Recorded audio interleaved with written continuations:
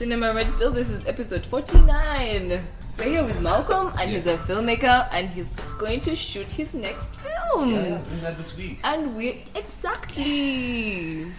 we just want to know some tidbits about what you're up to, because you're shooting. Today is Tuesday, is when we're recording, and you're going to start shooting on Friday. It's true. So, what is your film about? My film is about friendship and betrayal, but the major themes are ignorance.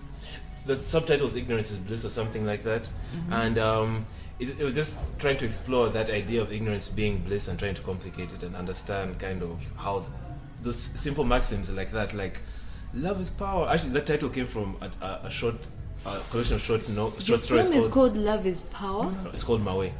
So Mawe is a film about the idea of ignorance being bliss, right? The idea that there's certain things in life that happen that are going on that we don't know about, that may affect our lives, and yet in some way it is, I guess, easier to make it through life sometimes not knowing some of those things, you know, not knowing whether the situation that's happening in your life right now that could... But I guess sometimes like a cancer is the easiest example to give as a thing that kind of grows in your body slowly without you realizing. Yeah. And to some extent, if one did have like a super advanced cancer and they had like a month to live, 2 months to live or whatever, I feel like they might have... Oh shit, that assumes that they'll just die at the end of the 2 months and just drop dead. I guess the point I'm trying to make is that if you are not aware of certain things, it's somehow easier to get through life than if you know everything. I feel like absolute truth is probably maddening, and I don't think anyone would actually want that. Yes. And we try to explore that through the context of these two characters who they're friends, and yet there are certain things that they are really not being super upfront about with each other. And does the friendship survive there? The idea of ignorance being bliss, the things that they might find out. Do they find the things out? That's what the film's dealing with. Who are you working with on the film? Crew-wise or actor-wise? Both. Both. Actor-wise and crew-wise. Crew-wise, I'm working with Samuel Xavier as a producer, who I've worked with before. Oh wow, Samuel Xavier has been on this podcast before, guys. Yes. Check out his episode. Yes. Samuel Xavier is a guy. Really production. Production is a tricky point for people. Man. What's his major role in your filmmaking? I'll need to get to that. I'll need to get that later, because that's an important point. Him and Emmanuel Houston, who I don't know if you know him, he's also helping me to produce this. And we're working with Jaja Productions as a production company. Yeah. We're working with Jaja Productions. I have no idea about that. And Stone Age Productions as well. That's Ali's company. And there's a few other friends and people who are coming on board, either under that umbrella or kind of just as humans want to be a part of the crew. Actor-wise, working with Diana Kahunde, who I worked with in Jethro by Jethro, and Esther Whitney, who I just found out today she refers herself as Esther Whitney, except as Esther Deception, because she's best known for having been in Deception. And for some reason that the question of what's your surname just come on really all the time. I asked like 5 times before I got an answer. But I'm also working with Yusuf Kaija, boxer, who I've worked with in Pregnant Woman Stabs Husband Dead. Okay. Felix Banda, who is we worked together in the past. Robert Bomba, who I haven't worked with personally, but I really enjoyed his work. I recently saw him in Aranziwa Alon's Break-In. And, I'm very sure who you're talking about now. Yeah, and Sarah Katumba, who is also, I'm working with her for the first time. And we've been rehearsing. We had a table read last week. We've come out to our second day of rehearsal today. And the whole story is dialogue. It went well. It went better than yesterday, which went better than the table reading, which means that shooting is going to be better.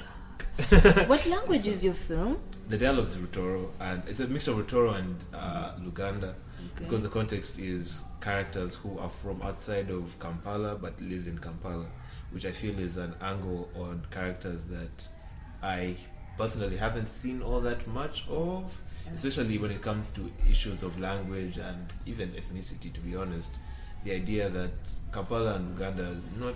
Kampala and this area in general is made up of so many people of these different ethnicities who all try to find a way to kind of mold themselves into almost a singular thing. Sometimes it's easier for some than for others. And I have been asked a lot why this film isn't in English, and it's because I really don't feel that these characters would be speaking to each other in English in an intimate setting. That. I hope if I would ever make a film, I would be able to not make it in English, even though I speak it all the time. What languages do you speak, by the way, apart from English? I mix Ruchiga and Luganda. Okay. Yes, I mix them. Yeah, I know what you mean. I'm doing badly.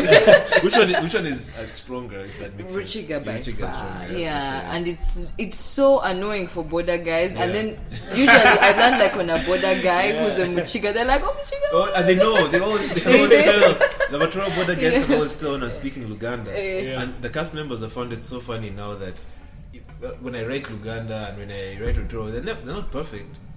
And the Luganda parts especially, the cast find really funny when I try to say them out and stuff. And that is really my reality of living in this area of life where I'm not necessarily a Luganda. My home language is Rutoro, but I still kind of, it's not that I have to, but it makes life easier if I'm able to kind of, learn these things and integrate.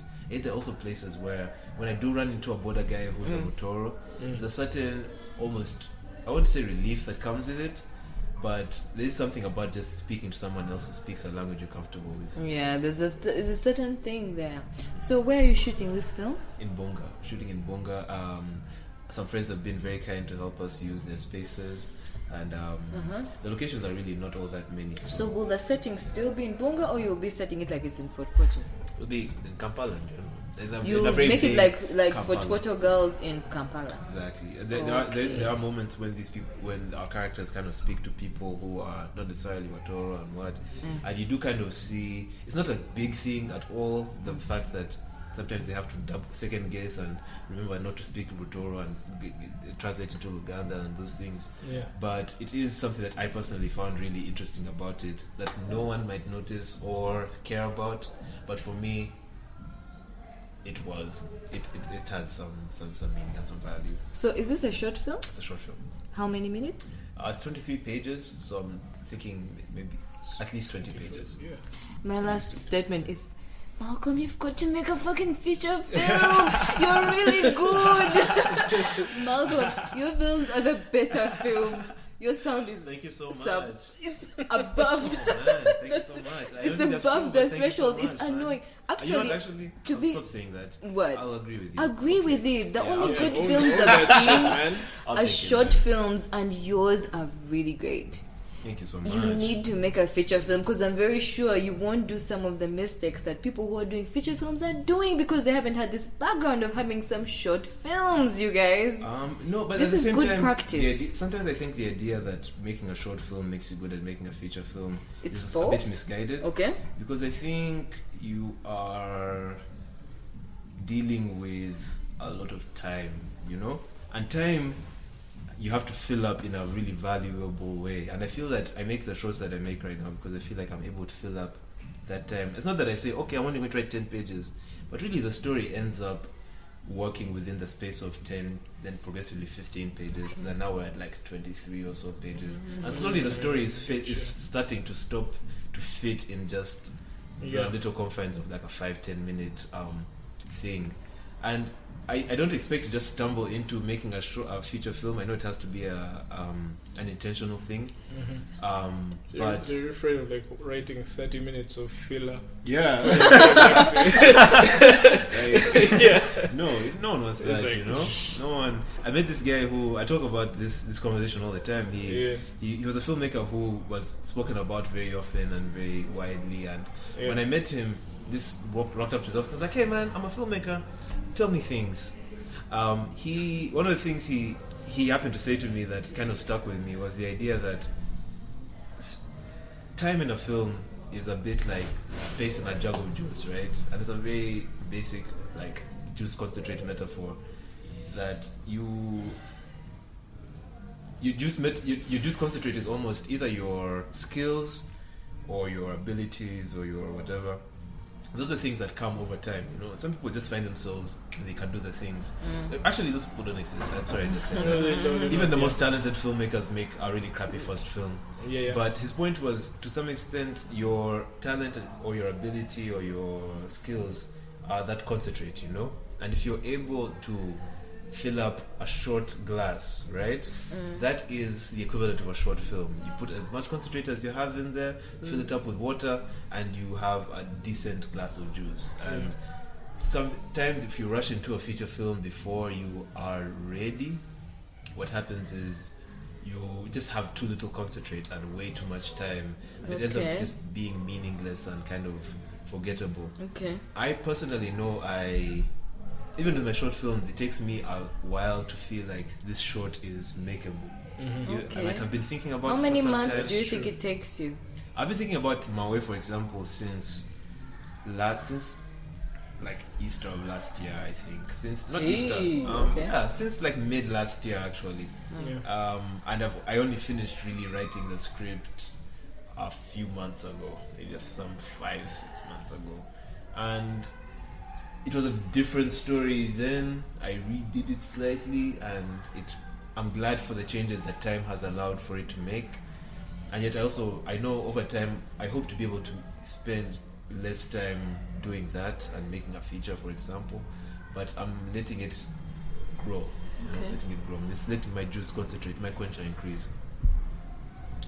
Yeah, but I do have a feature film project in the works. I don't know if I should talk about it now or on here, but yeah, I'm working on a mockumentary. That's enough. That's enough. Don't tell us anymore. That's it. Keep it. Yeah. I like that. I like documentaries. Taika Waititi. Yeah. That's why I really need to see what we do in the shadows, and just give it to you after this. Please. So thank you, Malcolm. Thank you, Joel. Yeah. Cinema Red Pill.